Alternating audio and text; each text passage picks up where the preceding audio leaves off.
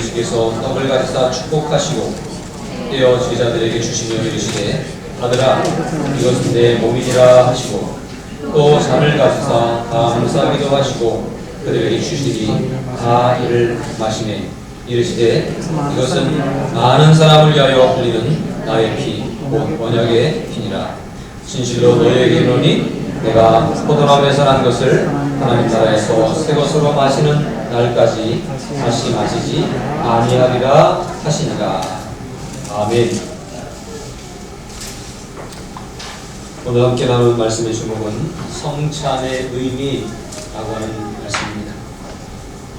성찬식을 하면 좋겠지만 지금 상황이 그래서 함께 떡을 떼고 잔을 나누는 것이 전염병을 확산하는 것처럼 보여질 것 같아서 그래서 다음으로 미루지만 오늘 우리가 묵상하는 마가복음 가운데에서 오늘 우리에게 허락된 말씀 이 부분을 보면서 성찬의 의미를 함께 살펴보려고 합니다.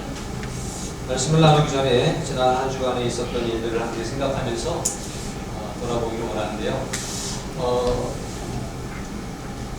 캡틴 크로지어라고 하는 말을 들어보셨어요? 뉴스를 보셨어요? 미국의 핵 항공모함인 루즈벨트호의 선장 이름이 크로지어입니다. 이 항공모함에 한 4,000명, 5,000명 정도가 같이 타고 생활한답니다. 그런데 여기에서 코로나19 전염병이 어떻게 생겼어요. 그리고 이 병이 확산돼서 100여 명 정도의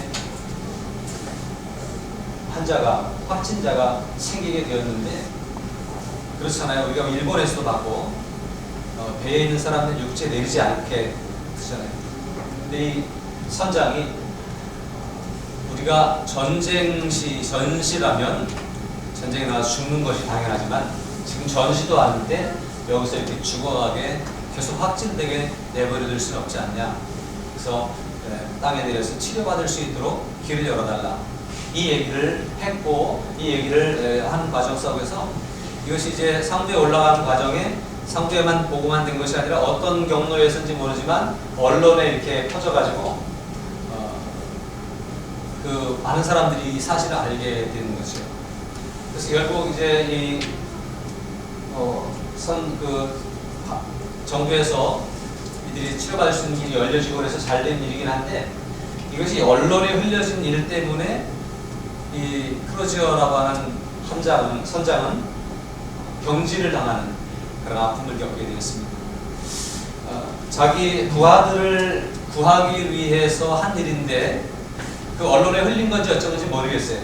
그래서 제가 그런 의혹을 받고 병진을 받아서 이제 그 배에서 저 하와이에 내려야 되는, 그 배의 선장이지만 병진을 내서 옷을 벗고 이제 내려와야 되는 그런 상황이 벌어졌습니다. 그래서 가방을 하나 입고 터덜터덜 이렇게 그 배에서 내려가는 과정 가운데 저렇게 지금 사진에 보듯이 많은 그 군인들이, 부하들이죠, 수백 명이 모여서 캡틴 크로지어를 계속 안 보일 때까지 외쳤다는 거예요. 그래서 부하들을 위해서 자기는 옷을 벗는 일이 생길지언정 부하들을 위해서 선한 일을 했던 이 아름다운 리더십은 오늘 우리들에게 필요한 그런 리더십이 아닌가, 또 우리가 요구하고 있는, 우리에게 요구되고 있는 그런 리더십이 아닌가 하는 생각을 합니다. 우리 주님도 자신의 몸을 던져서 우리를 구원하시는 우리의 왕이 되셨죠? 그것처럼 희생이 있는 리더십이 정말 필요하지 않을까 하는 생각을 합니다. 지난 주간을 보내면서 여러분 또 어떤 매스컴에서 들려지는 어떤 얘기들 많이 들으셨습니까? 저는 보면서 지난주 한 주간의 최대 이슈는 재난 기본소득에 대한 것이 아니었는가 생각해요. 다 받으실 수 있을까요? 받는 분도 있고 못 받는 분도 있을 것 같아요. 상위 70%까지 잘라서 그래서 재난 기본소득을 풀겠다라고 하는 그런 발표가 있었습니다. 그러나 그 선이 어디까지인지 아직 정확하게 나오지 않았습니다. 계속 이럴 것이다 라고 하는 이야기만 오고 있고 나도 받을까? 받으면 얼마나 받을까? 기대심을 가지고 계속 뉴스를 주시해보고 있고 또 그것을 어디다 시청해야 되는지 알아보는 사람들은 늘어나고 있는 것 같은 그런 상황입니다. 필요한 일이고 유명한 일이라고 생각합니다. 근데 이 일이 발표되기 전에, 이 일이 결정되기 전에 당정청 회의가 있었다는 거예요. 당은 여당, 정부는 이제 정부 장관들이나 이런 사람들, 정부 요직, 그다음 청은 청와대죠. 당정청 긴급 회의가 있었는데 여기에서 이 세나소득을 풀긴 풀어야 되는데 어느 수준까지 풀어야 되느냐라고 하는 것 때문에 이렇게 옥신각신하다가 처음에는 1인당 100만 원씩 준다 막 이런 얘기도 있었고 그랬잖아요. 이렇게 얘기하다가 70% 선을 얘기하는데 우리나라의 전체 살림살이를 책임지고 있는 기획재정부 장관인 홍남기 장관이 70%는 너무 무리입니다. 지금 우리나라 경제 상황이 어렵습니다. 50%까지는 어떻게 할지 모르지만 이렇게 이제 얘기를 했다는 거예요. 그리고 청와대에 있는 여러 수석들이 있는데 그 중에 경제수석이라고 하는 사람이 김누군데 이분도 경제를 담당하는 분이니까 그 말이 맞는 것 같습니다. 우리가 좀 푸는 걸 조금 풀어야 됩니다. 너무 많이 풀면 뒷일이 감당하기 어렵습니다. 많은 분들이 그래요. 지금 코로나라고 하는 쓰나미가 지금 우리에게 몰려왔는데 코로나가 지나가고 나면 경제 쓰나미가 몰려올 것이다. 이렇게 얘기를 하고 있습니다. 그래서 지금 너무 막 풀면 나중에 또 문제가 된다. 그리고 감당할 수 없다라고 하는 얘기를 경제의 수장들이 얘기를 했던 거예요. 근데 들리는 얘기는 보도된 얘기를 보면 그 가운데 지금 때가 어느 때인데 선거가 코앞인데 정신도 못 차리느냐 그렇게 얘기하면서 상위 70%까지 올렸다라고 하는 그렇게 결정되고 발표가 됐다라고 하는 그러한 이야기를 보도를 통해서 봤습니다. 경제적인 문제는 경제 전문가의 소리에 더 이렇게 심도 있게 맞춰져야 되고 이 전염병에 대한 문제는 의료 전문가에게 다 집중해서 듣고 그들의 얘기를 더 내세워야 되는 그런 모습인데 그렇지 않고 지금 선거가 코앞이기 때문에 라고 한 얘기를 먹이면서 결정이 됐다라고 하는 얘기가 참 아픈 일이다, 속상한 일이다 라는 그런 생각을 합니다. 오늘 우리들의 리더십은, 오늘 우리에게 있는 리더십은 누구를 위한 리더십인가? 위한다고 해서 풀어주면서 결국은 자기들의 정권을 유지하기 위한 어떤 모습들은 아닌가라고 하는 그런 생각을 해보게 됩니다.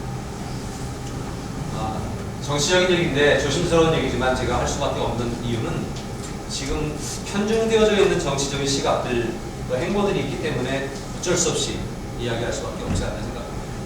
지난 한 주간에 또 한 가지는 사랑제일교회 목사님, 담임 목사님은 이미 구속되어 있는 상태지만 벌써 예배를 인도하던 여러 목사님들과 또 관계자들, 여러 사람들이 서울시에 의해서 경찰에 고발되는 사건이 있었습니다.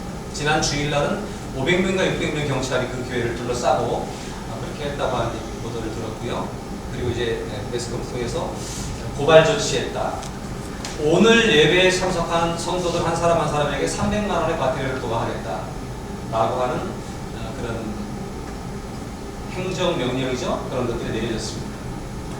그런데 제가 이렇게 보면서 거기서 무리하게 예배를 진행하고 있는데 아직 그 교회에서 사랑제일교회에서 코로나19 확진자가 생겼다라고 한 얘기는 아직 없더라고요. 다행이죠. 그런데 왜 이렇게 과하게 반응하는가 라는 생각을 합니다. 교회이기 때문에, 말 안 듣는 교회이기 때문에 아닌가라는 거죠. 우리도 지금 말 안 듣는 교회거든요. 우리에게도 어떤 방법으로 어떻게 또 나올지 모르는 그런 상황 가운데 있습니다만 그런 일들이 있음과 동시에 오페라의 유령이라고 하는 뮤지컬이 공연이 됐는데 그 뮤지컬 배우와 관계자들이 한 120, 30명 되는데 그들 중에서 외국인 배우들이에요. 2명이 확진자로 지난주에 나왔습니다. 그래서 이제 뮤지컬을 더 이상 못하게 됐고, 다시 말하면 그동안은 뮤지컬을 계속 공연을 했다라고 하는 얘기고요. 뮤지컬을 못하게 됐고 2명의 확진자가 되어서 이제 그 130명 정도의 그 관객, 배우들과 또 관계자들은 지금 이제 검사를 다 마쳤습니다. 그래서 지금 2명이라고 확진자가 그렇게 나온 상황입니다. 교회는 예배를 못 드리게 했는데 뮤지컬은 공연을 하게 했다라고 하는 그런 부분들. 또 뮤지컬을 공연한 자리에서 확진자가 나왔음에도 불구하고 여기는 수칙을 잘 지켜서 관객들은 괜찮다라고 하는 매스컴에서의 보도가 나오는 이 사회적인 분위기는 도대체 뭔가 그런 생각을 합니다. 교회에서 확진자가 나왔을 때는 콜센터에서 감염돼서 들어갔고 어디서 뭐 영업하다가 들어갔고 그랬는데 교회에서 양산한 것처럼 하는 분위기로 매스컴에서 보도를 했는데 뮤지컬을 보다가 뮤지컬 공연장에서 배우들이 걸렸는데 5m 떨어져 있었기 때문에 관객들은 괜찮을 거라고 이렇게 보도를 하는 모습은 굉장히 편중적인 요즘 우리나라의 어떤 정치나 문화나 이런 것들을 주도하는 소위 민주를 외치고 진보를 외치는 사람들의 얘기가 어떻게든지 차별금지법을 통과시키려고 하는 그런 차별금지법을 옹호하고 주장하는 사람들인데 이런 측면에서는 대단히 차별을 하고 있는 그런 모습이 아닐 수가 없다라고 하는 사실이죠. 그래서 저도 어쩔 수 없이 이런 말씀을 드리는 거예요. 이렇게 되다가 교회만 차별받는 시대가 분명히 올 것이다 라는 우려를 사실은 가지게 되어집니다. 그래서 이 특별히 캡틴 크로지어를 외쳤던 그 승조원들의 외침이 우리나라에도 좀 들렸으면 좋겠다. 뭐라고 외치는 거예요? 우리는 가장 위대한 선장을 잃었다. 역사 속에서 내가 경험했던 가장 위대한 지도자를 지금 잃었다라고 외치면서 이렇게 캡틴 크로저를 외쳤다는 거 아니에요. 이런 일들이 우리에게도 있었으면 좋겠어요. 참 아쉽다. 어느 분이 돌아가셨을 때 참 위대한 분이었는데 아쉽다. 어느 분이 이렇게 일기를 마치고 끝날 때 참 더 했으면 좋았을 텐데 시간이 짧아서 참 아쉽다. 이런 일들이 일어날 수 있는 대한민국이 되기를 위해서 우리가 함께 기도하고 힘을 모아야 되지 않을까 그런 생각을 해봅니다. 물론 이렇게 얘기하는 저도 여러분에게 아쉬움의 대상인지는 모르겠습니다. 그러나 아쉬움의 대상이 되고 싶습니다. 언젠가 당장 내일은 아니고요. 그것처럼 우리가 바로 이런 희생적인 리더십이 필요한 이 시대에 정말 희생적인 리더십을 발휘할 수 있는 사람들이 우리 안에 나올 수 있도록 기도하고 또 그런 리더십을 존중하고 인정해주면서 세워주는 그러한 우리들의 모습이 필요할 것 같습니다. AD 64년 로마가 세계를 제패하던 시대입니다. 로마에 엄청난 화재가 있었습니다. 도시 절반 이상이 다 불타버렸답니다. 로마 시각 때 어마어마했는데 도시 절반 이상이 다 불타버렸던 그런 엄청난 화재 사건이 있었어요. 소문에 의하면 이것은 로마의 황제였던 네로가 고의적으로 불을 지르고 자기는 산 위에서 불 구경을 하면서 즐거워했다. 이런 이야기들도 있습니다. 네로 황제가 미치광이 황제였다. 뭐 이런 얘기들이 많이 있거든요. 그런데 어쨌거나 그 일이 이제 화재가 진압되고 나서 이 민심이 어떻겠어요? 민심이 황제에 대해서 막 이렇게 돌팔매질 하듯이 날라오니까 이것을 수습하기 위해서 어떻게 했느냐면 당시에 아주 비주류였던 기독교인들에게 이 화재의 원인을 뒤집어 씌웁니다. 참 우연히도 기독교인들이 집중적으로 거주했던 곳은 불이 안 탔대요. 그래서 이 얘기가 사람들에게 먹힐 수 있었고 황제가 정치적인 의도에서 기독교인들이 불을 놨다 라고 하는 소문을 퍼뜨렸고요. 그때부터 기독교인들을 더 심하게 핍박을 하기로 시작합니다. 그리고 기독교인들에 대해서 혐오 발언을 내세우는데 뭐라고 그랬냐면 저 사람들은 몰래 밤에 모여서 사람의 고기와 피를 나눠 먹는 사람들이다. 뭘 갖고 얘기하는 거예요? 성찬식을 가지고 얘기하는 거죠. 이런 얘기를 보내면서 사람들이 와 저렇게 흉악한 사람들이야? 잔인한 사람들이네? 이런 인식을 심어주게 하고 그리고 화재의 주동자들이 저들이다 라고 하는 것을 내세우면서 기독교인들을 박해함으로 네로 황제에게 향한 정치를 잘못했고 뭐 폭군이고 하는 이런 시선들을 다른 데로 돌려서 넘어갔던 그런 사건이 있었습니다. 이것이 AD 64년에 있었던 그런 일입니다. 이것이 무서운 정치의 모습이기도 합니다. 지금이 그렇다라고 하는 것을 결론적으로 얘기할 수는 없지만 지금도 마치 기독교가 이 전염병을 확산시키는 단체인 것처럼 하는 그 모습은 분명히 바뀌어져야 되고 고쳐져야 되는 그런 상황이다라고 하는 것을 말씀을 드립니다. 그래서 어쨌든 그 로마의 핍박 속에서 사람들은 기독교인이라고 하는 것 때문에 붙잡혀갔고요. 붙잡혀서 감옥에 갇히는 것은 야반사였고 많은 사람들이 십자가 처형을 당했고 묶어놓고 밑에다 불을 질러서 화형을 시켰고 또 더 심한 것은 원형 경기장에다가 사자나 호랑이나 표범이나 이런 맹수들을 풀어놓고 기독교인들보다 집어넣어서 사람들이 환호성 부르면서 박수치는 그 분위기 속에서 잡혀먹게 하는 그런 핍박을 가했다라고 한 사실입니다. 그런데 놀라운 것은요, 그렇게 박해를 가하고 핍박을 하는데도 불구하고 기독교인들 중에 많은 사람들이, 다는 아닐 거예요. 그 중에 부인하고 도망간 사람도 있을 것이고 앞으로 안 믿겠다고 한 사람도 있을 거예요. 그러면 해방되니까. 그러나 많은 사람들이 짐승에게 뜯기면서 불에 타 죽으면서 돌에 맞아 죽으면서 예수를 부인하지 않고 끝까지 믿음의 고백을 가지고 살았던 그러한 모습을 역사 속에서는 볼 수가 있습니다. 그들이 그렇게 그 믿음을 저버리지 않고 견딜 수 있었던 이유는 과연 무엇일까요?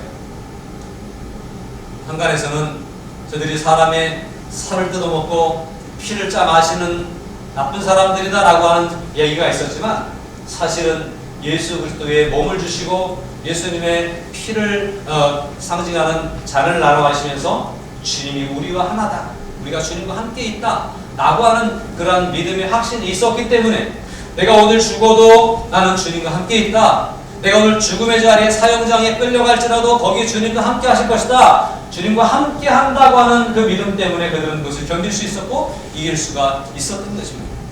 오늘 우리가 읽은 본문의 말씀은 마지막 식사, 최후의 만찬이라고 흔히 얘기하죠. 이 사건을 짤막하게 기록을 하고 있습니다. 이 마지막 식사는 예수님이 이제 요 식사를 하시고 나서는 기도하러 가셨다가 잡히셔서 신문당하다가 십자가에 죽으신 거예요.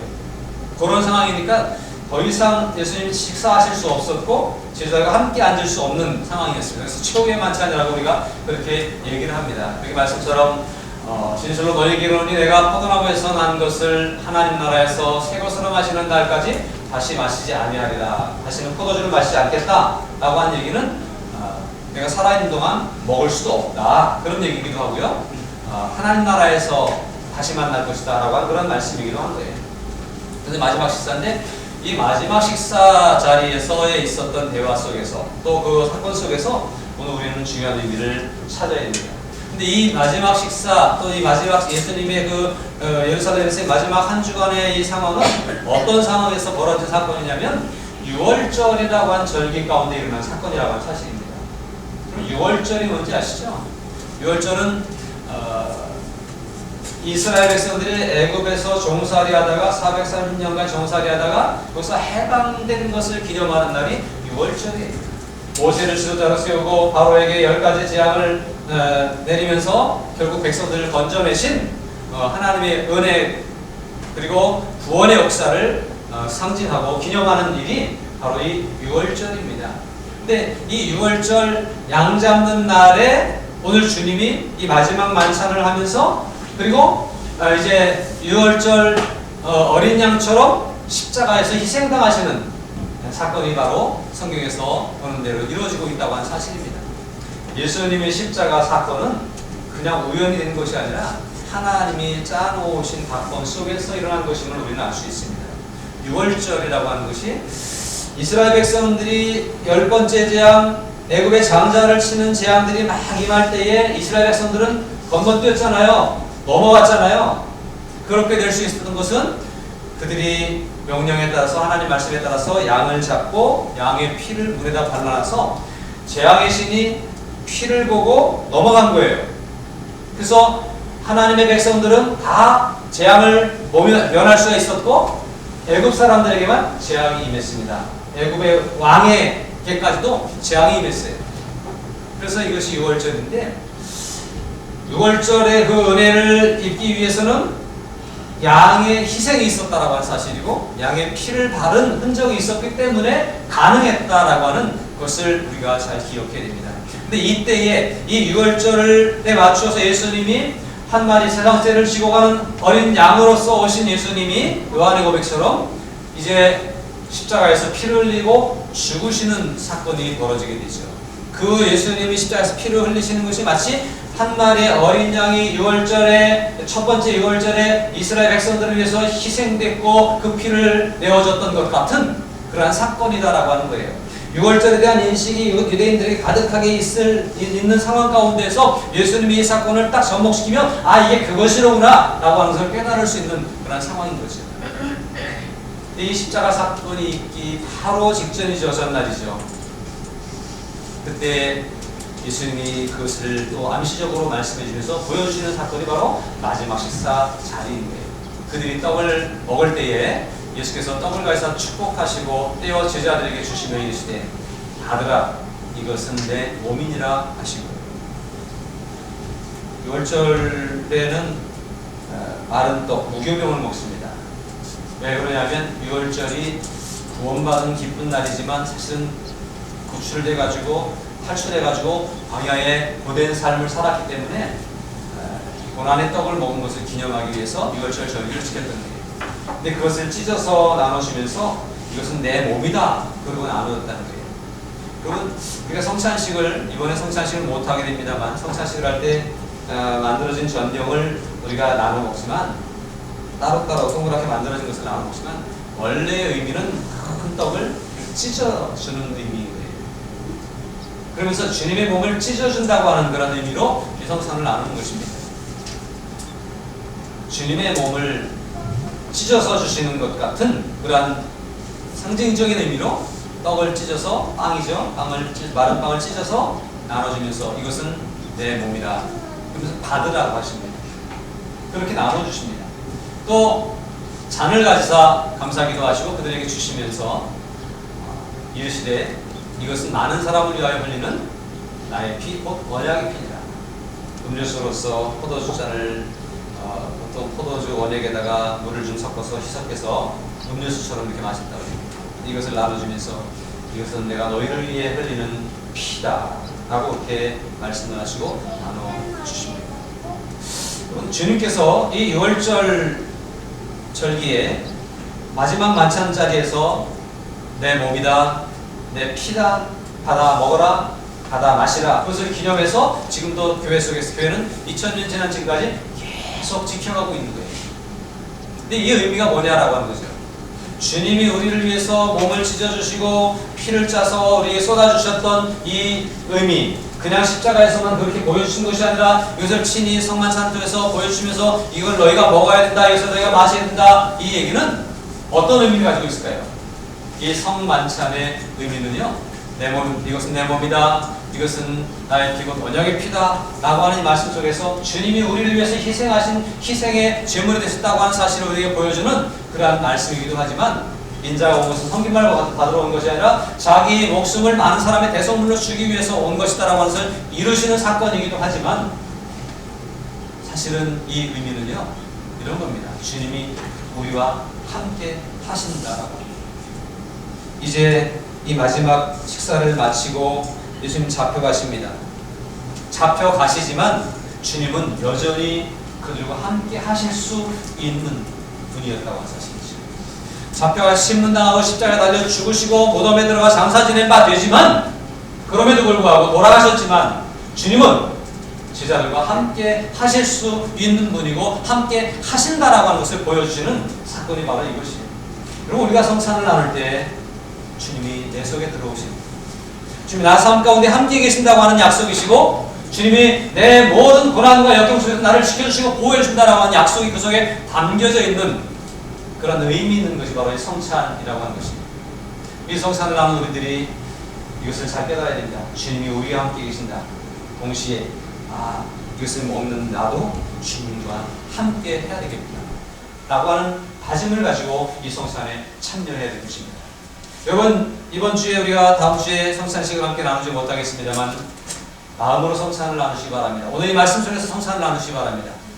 내가 주님과 더욱더 가까이 해야 되겠구나, 내가 더욱더 주님과 하나가 돼야 되겠구나 라고 하는, 주님이 우리와 함께 계시다고 하는 것을 보여주신 것처럼 나도 주님과 함께 하는 것을 보여줘야 되겠구나 라고 하는 마음으로 주님의 고난에 동참하고, 그래서 금식도 하고, 또 금식은 그냥 밥만 먹는 게 아니에요. 금식해서 밥값을 좀 절약해서 가난한 자들이 나눌 수 있는 그런 기회를 삼을 수 있다면 얼마나 좋을까, 그런 생각을 합니다.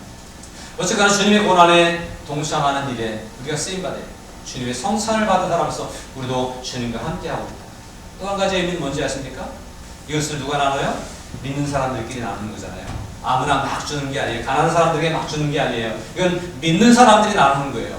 왜냐하면 우리는 주님 안에서 하나다라고 하는 사실이에요. 성찬을 나누는 교회는 세계 곳곳에 흩어져 있을지라도 하나의 교회인 거예요. 성찬을 나누는 성도는 각양각층의 사람들이 모여있지만 그들은 결국 하나라고 하는 사실입니다. 우리는 주님 안에서 하나된 공동체라고 하는 것을 확인하는 모습이 바로 성찬을 나누는 모습이에요. 성찬이 가지고 있는 아주 중요한 의미가 바로 여기 있습니다. 잘 보십시오. 주님이 우리와 함께 계십니다. 내 몸이야, 내 피야, 하나 마시라, 먹어라. 그러면서 자신을 찢어 상에서 주시는 주님이 우리와 함께 하시기 위해서 상에서 찢어서라도 주시는 주님의 그 희생을 보면서 내가 오늘 삶이 고달픈 자리에서 주님이 나와 함께 계시지, 주님이 나와 함께 계시는데 내가 뭐가 걱정이야, 주님이 나와 함께 계시는데 혹 핍박을 당해도 혹 고난에 들어갈지라도 염려하지, 두렵지 않은 거예요. 주님이 함께 계시기 때문에. 그리고 우리의 삶이 갈 수만 있다면 나도 주님과 함께 할 수 있는 삶을 살아야 되겠다. 나를 위한 삶이 아니라 주님을 따라갈 수 있는 삶, 주님이 가신 그 길을 따라가는 삶을 살아야 되겠다. 우리 학생들이 내 꿈을 꿀 때에 내가 내 인생을 멋있게 펼칠 수 있는 삶을 꿈꾸는 것이 아니라 주님이 가신 길, 또 주님이 원하시는 길, 주님의 영광을 드러낼 수 있는 길을 위해서 살아야 되겠다. 그러면서 주님과 함께 할 수 있는 그런 마음을 먹고 나아가는 것입니다.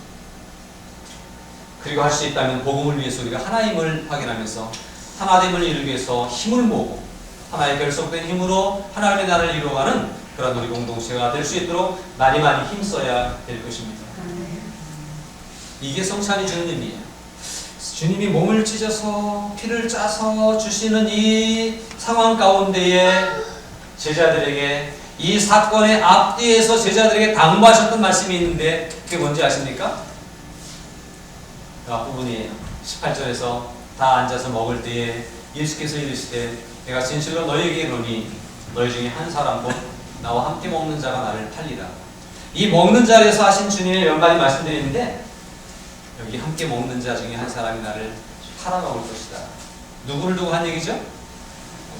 가룟 유다를 두고 한 얘기죠. 이미 돈을 얼마 받기로 하고 예수님 팔아넘기고 기로 약속을 했고요. 그리고 지금 아닌 척하고 와서 앉아있는 거예요. 돈 몇 푼 때문에, 또 아는 자신의 감정 때문에, 기분 때문에, 자신의 어떤 상황 때문에 예수님을 헐값에 팔아넘기는 일이 제자들 중에서 있었다고 하는 사실이에요. 이 얘기를 듣고 사람들이 그럽니다. 난 아니지요? 주님 난 아니지요? 라고 얘기합니다. 물론 12명 중에 한 사람만 예수님을 팔았어요. 그러나 사실은 실상은 행동으로 팔진 않았지만 그들의 마음 가운데 얼마든지 언제든지 주님을 다른 것과 자신의 자리와 자신의 권력과 자신의 부귀와 명예와 바꿀 수 있는 마음을 가지고 있는 사람들이었다고 하는 사실입니다. 여러분 오늘 이 자리에서 주님 난 아니지요? 라고 하는 고백을 하면서 그 고백이 진실한 고백이 될 수 있길 바랍니다. 세상 명예와 부귀와 권력과 어떤 것들과 주님을 바꿔야 되는 상황이 벌어진다 할지라도 위협과 칼이 우리를 주님과 바꿀 수 있는 그러한 상황을 만들어 간다 할지라도 주님을 배신하지 않는, 주님을 팔지 않는 그러한 일들이 있어야 되겠습니다. 서문학교의 목회자였던 폴리갑이라는 목사님은 한 번만 주님을 모른다고 하면, 예수님을 모른다고 하면 살려줄게, 화영장에 끌고 와서 밑에다가 장작을 쌓아놓고 십자가에 매달아놓고 불을 지피기 전에 한 번만 모른다고 하면 풀어줄게 라고 얘기했는데, 내가 주님을 섬기는 80평생 동안 주님은 한 번도 나를 모른다고 하지 않으셨는데 내가 살기 위해서 주님을 모른다고 하는 것은 있을 수 없는 일이다. 그리고 주님을 시인하고 불을 붙어서 사람들, 성도들이 보는 앞에서 화형을 당했다는 거 아니에요. 왜 그렇죠? 주님을 팔아버릴 수 없었어요. 내 목숨을 건지기 위해서 주님을 팔아버릴 수가 없었던 거예요. 그래서 그랬던 많은 성도들이 있습니다. 앞에서 말씀드렸던 것처럼 로마 시대에 사형장에서 또는 그 경기장에서 죽어갔던 많은 성도들이 믿음을 지킬 수 있었던 것은 주님 나는 아니지요 라고 고백했던 그 고백이 진심이었기 때문이었습니다. 주님이 또 이런 말씀을 하십니다. 27절, 이제 우리가 읽은 본문의 뒷부분에 있는, 예수께서 제자들에게 이르시되 너희가 다 나를 버리리라. 이는 기록된 바 내가 목자를 치리니 양들이 흩어지리라 하였음이니라. 너희가 다 나를 버릴 것이다. 누구한테 이야기해요? 12명의 제자들 지금 떡을 함께 나눠 먹는, 이건 내 몸이야, 이건 내 피야 라고 그 떡을 함께 나눠 먹는 제자들에게 너희가 나를 다 버릴 거야 라고 하는 말씀을 하십니다. 버릴 만한 상황이 벌어져요. 목자를 치니까 양이 흩어지는 거예요. 오늘 교회를 핍박하니까 양들이, 성도들이 흩어질 수밖에 없는 현실인 것처럼 이런 상황이 벌어지고 있다라고 하는 사실입니다. 사회적인 눈초리 때문에, 어떤 정치적인 압력 때문에 오늘 교회는 이런 위기를 사실은 당하고 있습니다. 이럴 때에 너희가 나를 다 떠날 거야, 너희가 나를 버릴 거야 라고 하는 얘기 속에 뭐라고 얘기하는지 아세요? 다 버릴지라도 나는 버리지 않겠습니다. 이렇게 얘기하는 베드로가 있었어요. 옆에 사람은 꼭 버릴 것 같으세요? 다 버려도 나는 버리지 않겠습니다. 바로 고백을 합니다. 다 주를 버릴지라도 나는 그러지 않겠습니다. 어때요? 우리 학생들, 다른 학생들은 대학 가면 교회를 떠나갈지라도 나는 그러지 않겠습니다. 이렇게 얘기할 수 있어요? 은정이 지금부터 준비해야 돼. 다 버릴지라도 나는 아닙니다. 이런 자신만만한 믿음을 가지고 고백을 합니다. 그런데 그 고백도 이게 누가 했다고요? 베드로가 했잖아요. 근데 그 고백이 진짜였을까요? 예수님이 베드로에게 이렇게 얘기해요.